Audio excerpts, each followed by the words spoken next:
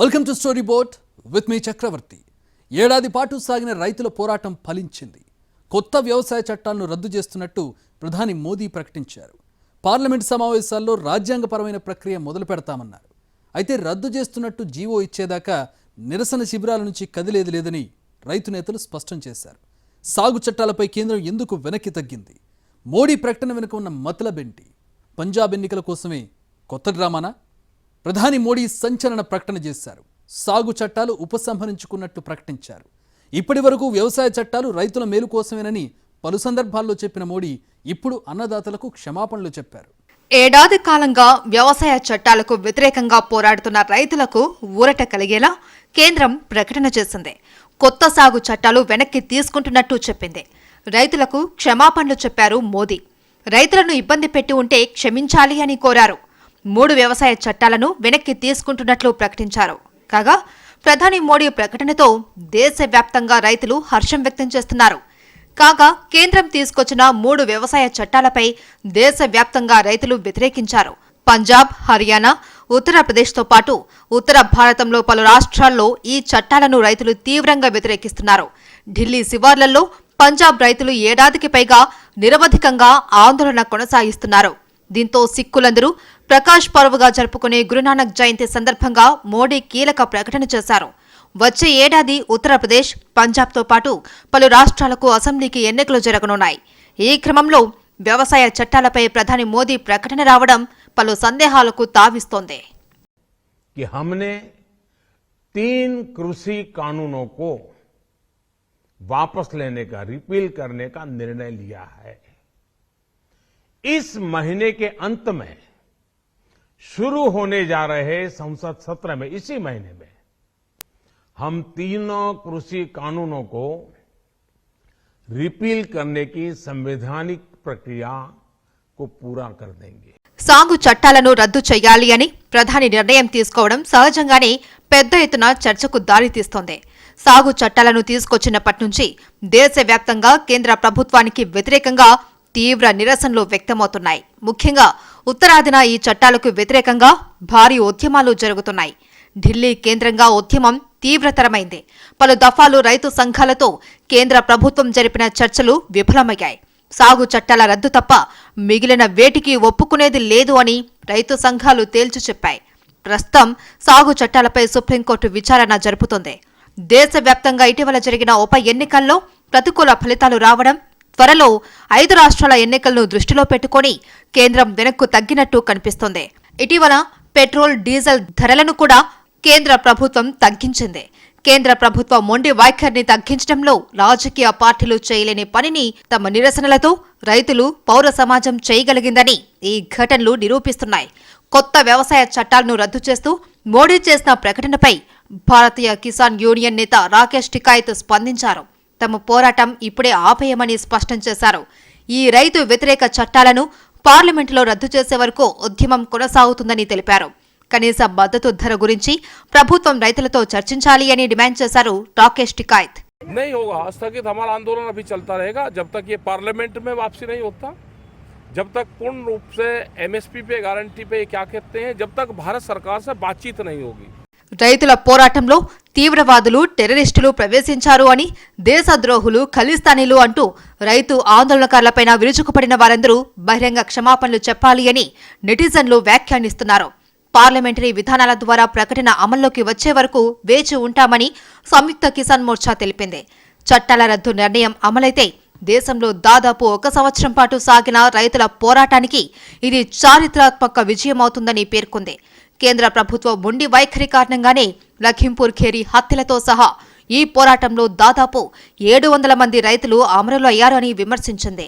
3 నల్ల చట్టాల రద్దు కోసమే మాత్రమే కాకుండా అన్ని వ్యవసాయ ఉత్పత్తులకు రైతులందరికీ లాభదాయక ధరల కోసం చట్టబద్దమైన హామీ వచ్చేదాకా తమ ఆందోళన కొనసాగుతుందని తెలిపింది.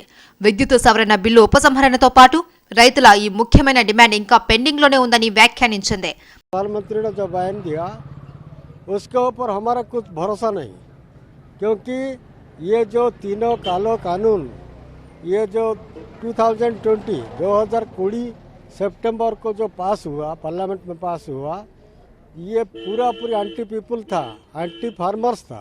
अभी जो प्रेशर आंदोलन का प्रेशर में वो प्रधानमंत्री जो बयान दिया है, लेकिन प्रधानमंत्री के बयान के ऊपर हमारा कुछ भरोसा नहीं है, क्योंकि ये पार्लियामेंट में पास होना चाहिए। రైతులు సత్యాగ్రహంతో కేంద్రం అహంకారాన్ని ఓడించారు అని కాంగ్రెస్ నేత రాహుల్ గాంధీ అభిప్రాయపడ్డారు. అన్యాయానికి వ్యతిరేకంగా అంతిమ విజయం సాధించారు అని కితాబిచ్చారు. చట్టాల రద్దు కోసం పోరాటం సాగించిన ప్రతి ఒక్క రైతుకు అభినందనలు చెప్పారు. జై హింద్ రైతు అంటూ ట్విట్టర్లో పోస్టు చేశారు. వ్యవసాయ చట్టాలను రద్దు చెయ్యాలి అని జనవరిలో ఆయన చెప్పిన వీడియోను కూడా ట్వీట్ చేశారు రాహుల్ గాంధీ. అటు ఢిల్లీ సీఎం అరవింద్ కేజ్రీవాల్ కూడా కేంద్రం నిర్ణయం రైతుల విజయమే అని అభివర్ణించారు. आज केंद्र सरकार को किसानों के संघर्ष के आगे झुकना पड़ा और तीनों काले कानून वापस लेने पड़े। आज सिर्फ किसानों की जीत नहीं हुई है, आज जनतंत्र की जीत हुई है। సంస్కరణల దిశగా శరవేగంగా దూసుకుపోతున్న కేంద్రం పరుగుకు అడ్డుకట్ట పడినట్టేనని విశ్లేషణలు వినిపిస్తున్నాయి. ఇప్పటి వరకు మోడీ ప్రధాని అయ్యాక తీసుకున్న ఏ నిర్ణయంపైనా వెనక్కి మళ్లిన దాఖలాలు లేవని గుర్తు చేస్తున్నారు. ఇప్పుడు వ్యవసాయ చట్టాల రద్దుపై ప్రకటన చేయడంతో ఆర్టికల్ 370 రద్దుపై కశ్మీర్ నేతలు కూడా ఉద్యమించే అవకాశాలు కనిపిస్తున్నాయి. అటు సిఏఏ చట్టంపై కూడా నిరసనలు ఉవ్వెత్తున ఎగిసిపడే ఛాన్స్ ఉంది.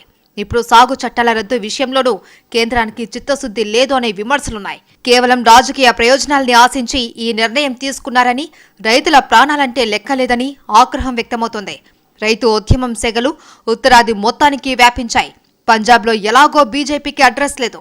ఇప్పుడు కీలక రాష్ట్రం యూపీ ఫలితాలపైన రైతులు తీవ్ర ప్రభావం చూపే అవకాశం ఉందని వచ్చిన ఇంటెలిజెన్స్ రిపోర్టులు మోడీ గుండెల్లో రైళ్లు పరిగెత్తించాయనే వాదన ఉంది.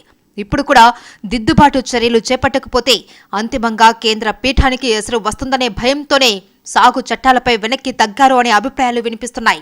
వ్యవసాయ చట్టాల రద్దు నిర్ణయం బీజేపీ శ్రేణులకు కూడా ఆశ్చర్యంగానే ఉంది.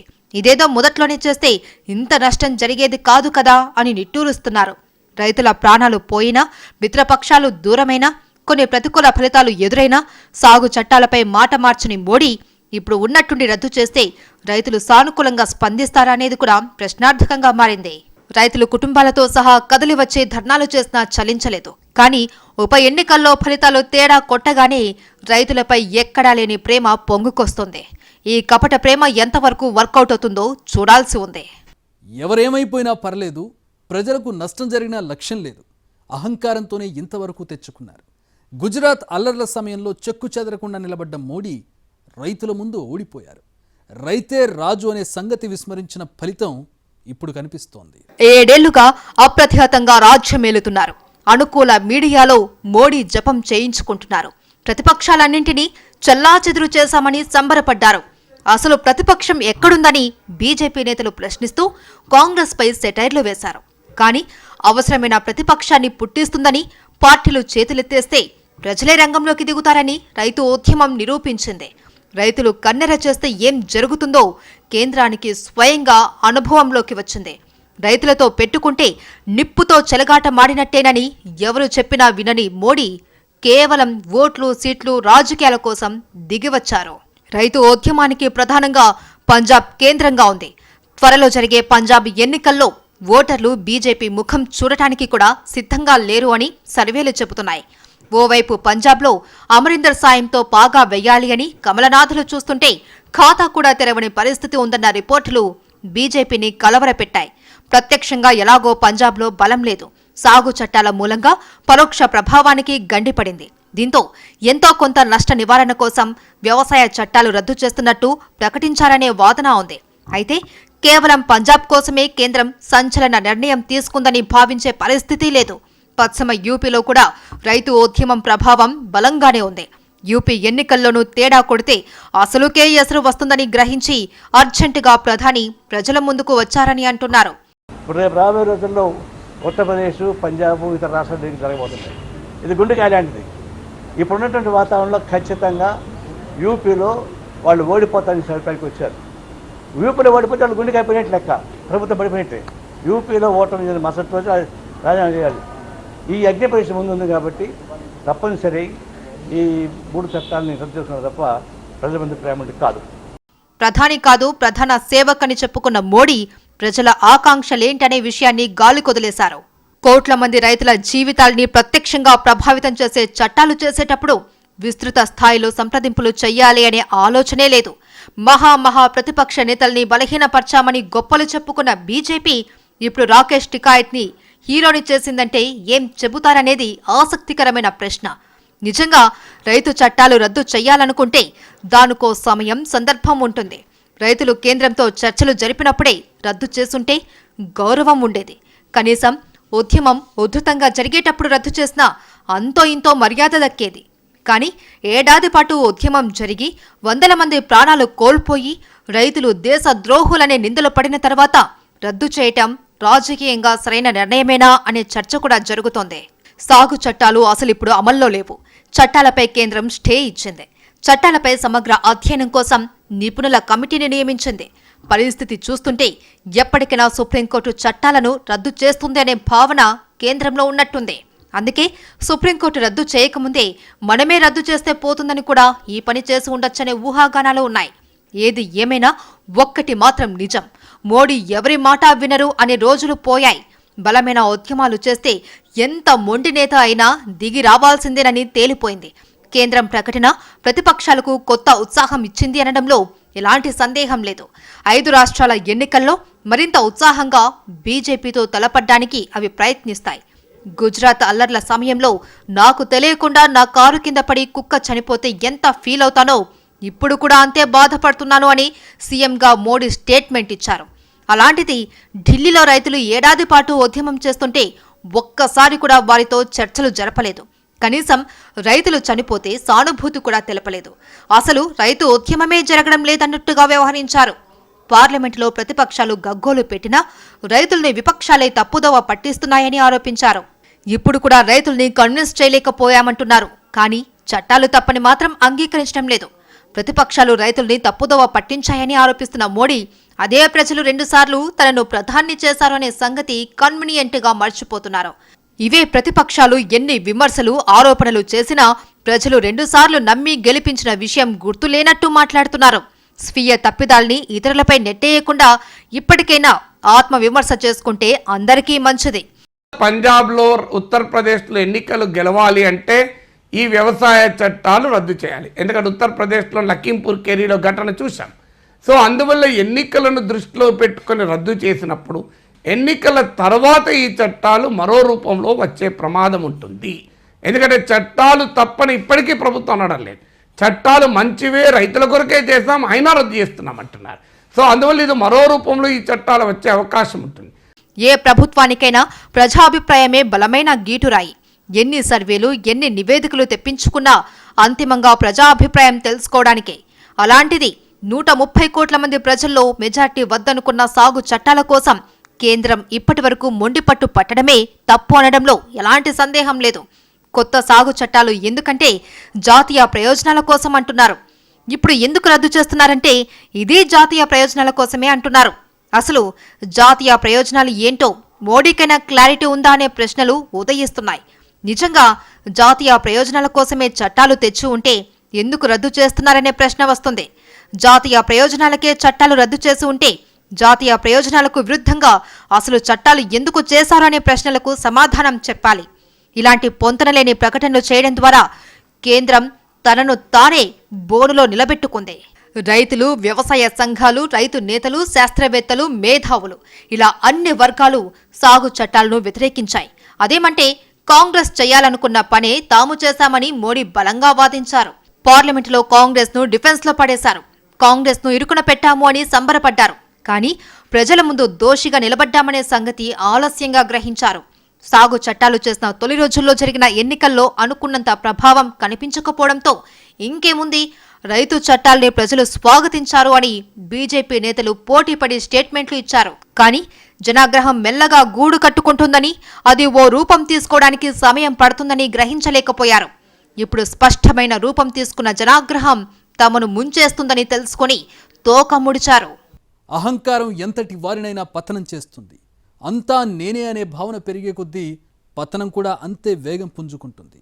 రైతుల ప్రాణాలు పోతున్నా పట్టించుకోకుండా అహంకరించిన కేంద్రానికి ఇప్పుడు గర్వభంగమైంది. ఇప్పుడు రైతు చట్టాలు తప్పని తమకు తామే ఒప్పుకున్నట్టయింది. ప్రజా ప్రయోజనాలతో పనిలేదు, రైతుల అభిప్రాయాలతో సంబంధం లేదు. మేమనుకున్నాం, కొత్త చట్టాలు తెచ్చాం, ఆమోదించి తీరాల్సిందే. ఇది బీజేపీ నేతల అహంకారం. ఎవరు చెప్పినా వినలేదు, ఎంత మొత్తుకున్నా పట్టించుకోలేదు. చివరకు రైతుల ఉద్యమాన్ని గేలి చేశారు. అసలు వాళ్ళు రైతులే కాదన్నారు. రైతు ఉద్యమంపై ఖలిస్తాన్ ముద్ర వేశారు. రైతులు దేశ పతాకాన్నే అవమానించారన్నారు. రైతుల ముసుగులో బ్రోకర్లు ఆందోళన చేస్తున్నారని విమర్శలు చేశారు. ప్రతిపక్షాలు కూడా రైతుల కోసం కాకుండా బ్రోకర్లకు మద్దతిస్తున్నాయని ఆరోపించారు. ఇవన్నీ ఏమయ్యాయి? ఇప్పుడు ఉన్నట్టుండి జ్ఞానోదయమైనట్టుగా సాగు చట్టాలు రద్దు చేస్తున్నట్టు ప్రకటించారు. సాగు చట్టాలు వెనక్కి తీసుకోవాలి అని దేశమంతా కోరుకుంది నిజమే, కానీ ఎప్పుడు? రైతులు రోడ్ల మీదకు రాకముందే కేంద్రం మేలుకోవాలి అని భావించింది. పంజాబ్లో రైలు రోకోలు ప్రారంభమైనప్పుడే కేంద్రం తెలివి తెచ్చుకుంటే బాగుండేది. ఇప్పుడు రైతు నేతల్ని అన్ని మాటలు అని రైతులపై కేసులు పెట్టి ఏ ముఖం పెట్టుకుని వారు ఓట్లు అడగడానికి వెళ్తారో వారికే తెలియాలి. కేవలం సాగు చట్టాలు మాత్రమే ఇక్కడ సమస్య కాదు.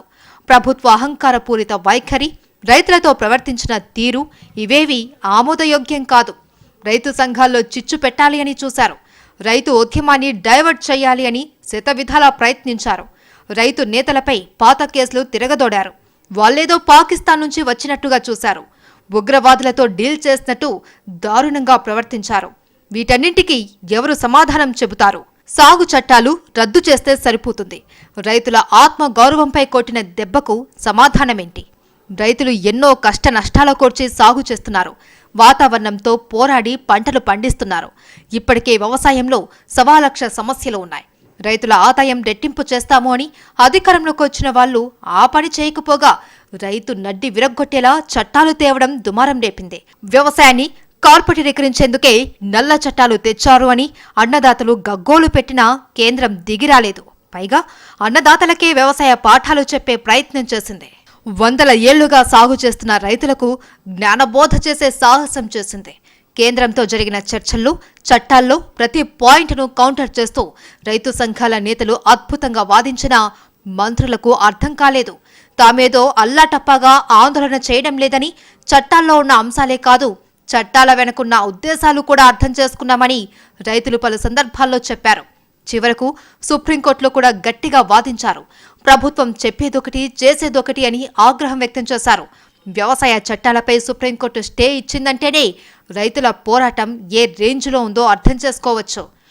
ప్రభుత్వాన్ని సుప్రీంకోర్టు అడిగింది, మీరే వ్యవసాయ చట్టాలని సస్పెన్షన్లో పెట్టి రైతులతో మళ్ళీ చర్చలు జరపండి అంటే వ్యవసాయ చట్టాలు సస్పెన్షన్ పెట్టే ప్రసక్తే లేదు, అయినా మేము చర్చలకు సిద్ధమే అన్నారు.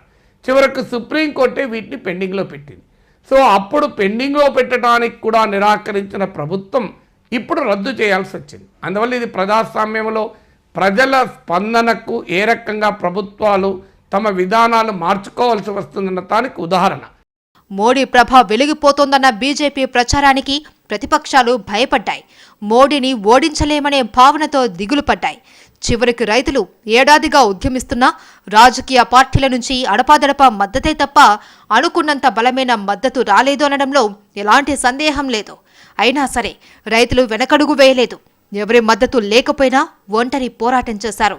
అన్ని బలాలు సమృద్ధిగా ఉన్న కేంద్రాన్ని ధైర్యంగా ఎదిరించారు. రాష్ట్ర ప్రభుత్వాలు కూడా చట్టబద్ధమైన హామీల్ని నెరవేర్చుకోలేక గుడ్లు తేలేస్తుంటే రైతులు మాత్రం తెచ్చిన చట్టాలు వెనక్కి తీసుకునేలా కేంద్రం మెడలు వంచారు. చిత్తశుద్ధితో పోరాటం చేస్తే ఏదైనా సాధ్యమేనని నిరూపించారు. కేంద్రంపై పోరాటానికి కుంటి సాకులు చెబుతున్న చాలా మందికి కళ్లు తెరిపించారు. కేంద్రం చాలా మొండిగా ఉంది. పార్లమెంటులో తిరుగులేని బలం ఉంది. ఎన్నాళ్లు రోడ్డు మీద ఆందోళన చేసినా ప్రయోజనం లేదు అనే నిస్పృహ మాటల్ని పట్టించుకోలేదు. ఎవరెంతగా ఆత్మవిశ్వాసం దెబ్బతీసే ప్రయత్నం చేసినా పట్టించుకోలేదు. సామధాన భేద దండోపాయాలు ప్రయోగించినా లొంగలేదు. అంతిమ లక్ష్యం కోసం ఆఖరి వరకు నిలబడ్డారు. మధ్యలో ఉద్యమాన్ని చీల్చే కుట్రలు చేసినా బలంగా ఎదుర్కొన్నారు. ఎప్పటికప్పుడు తమపై ప్రభుత్వం చేసే విమర్శల్ని తిప్పికొడుతూ మళ్లీ సర్కార్నే బోనులో నిలబెడుతూ వచ్చారు. ఎక్కడా పరిధి దాటకుండా చెప్పాల్సిన విషయాన్ని సూటిగా చెబుతూ కేంద్రాన్ని ఉక్కిరి బిక్కిరి చేశారు. ఉద్యమాన్ని రాజకీయ ప్రయోజనాల కోసం ఉపయోగించుకోవాలి అని చూసిన పార్టీలను కూడా దగ్గరకు రానివ్వలేదు. అసలు ఏ పార్టీ నేత ఉద్యమ వేదిక దగ్గరకు రావద్దని స్పష్టంగా చెప్పారు. ఇది రాజకీయాల కోసం, ప్రభుత్వాన్ని గద్దె దించడం కోసం జరుగుతున్న పోరాటం కాదు అని, కేవలం తమ బతుకులు బాగు చేసుకోవడం కోసం పోరాడుతున్నామని చెబుతూ వచ్చారు. అయితే ఓ దశ దాటాక సహనం నశించి భారీ స్థాయిలో నిర్వహించిన కిసాన్ మహాపంచాయతుల్లో దిగిరాకపోతే కుర్చీ ఉండదని కేంద్రానికి డైరెక్ట్ వార్నింగ్ ఇచ్చారు. దేశవ్యాప్తంగా తిరిగి బీజేపీకి వ్యతిరేకంగా పనిచేస్తామో అని, ఎక్కడికక్కడ కాషాయ పార్టీ ప్రత్యర్థులకు ఓటేస్తామని హెచ్చరించారు. రైతుల హెచ్చరికల్ని మొదట్లో బీజేపీ లైట్ తీసుకుంది. రైతులకు అంత సీన్ లేదనుకుంది. కానీ నెమ్మదిగా క్షేత్రస్థాయి వాస్తవాలు అవగతమయ్యాయి. కళ్ల ముందే ఎన్నికల ఫలితాలు కనిపిస్తున్నాయి. భవిష్యత్తు ఎంత దారుణంగా ఉంటుందో ఇంటెలిజెన్స్ కళ్లకు కడుతుంది. ఇంకా ఆలస్యం చేస్తే ఓటమి తప్పదు అనే భయంతో ఇప్పుడు తీరిగ్గా ప్రకటన చేశారు. ఇప్పటికీ కేంద్రానికి రైతులపై చిత్తశుద్ధి లేదు. ఎన్నికల్లో లబ్ధి కోసమే తప్ప రైతుల జీవితాల్లో వెలుగు నింపాలి అనే ఉద్దేశం లేదు. కొంతమంది బీజేపీ నేతలు ఇప్పుడు కూడా బ్రోకర్లకు శుభాకాంక్షలు అంటూ ట్వీట్లు చేయడం అహంకారానికి పరాకాష్ఠ అనే వాదన వినిపిస్తోంది. అంటే బీజేపీకి ఇష్టం లేకుండానే సాగు చట్టాలు రద్దు చేసిందని స్పష్టంగా అర్థమవుతోంది. ఓవైపు ఎన్నికల్లో డ్యామేజ్ కంట్రోల్ కోసం సాగు చట్టాలు రద్దు చేస్తున్నామని ప్రకటించి, ఇంకోవైపు ఇట్లాంటి ట్వీట్లు చేసి ఏం సాధిస్తారో బీజేపీ నేతలకే తెలియాలి. సాగు చట్టాలు రద్దు చేస్తాము అన్న మోడీ మాటను జనం నమ్ముతారో, బీజేపీని రెంటికి చెడ్డ రేవడిని చేస్తారో వేచి చూడాల్సిందే. ఇది వాటి స్టోరీ బోర్డ్. మరో అంశంపై విశ్లేషణతో మళ్ళీ కలుద్దాం. Keep watching NTV.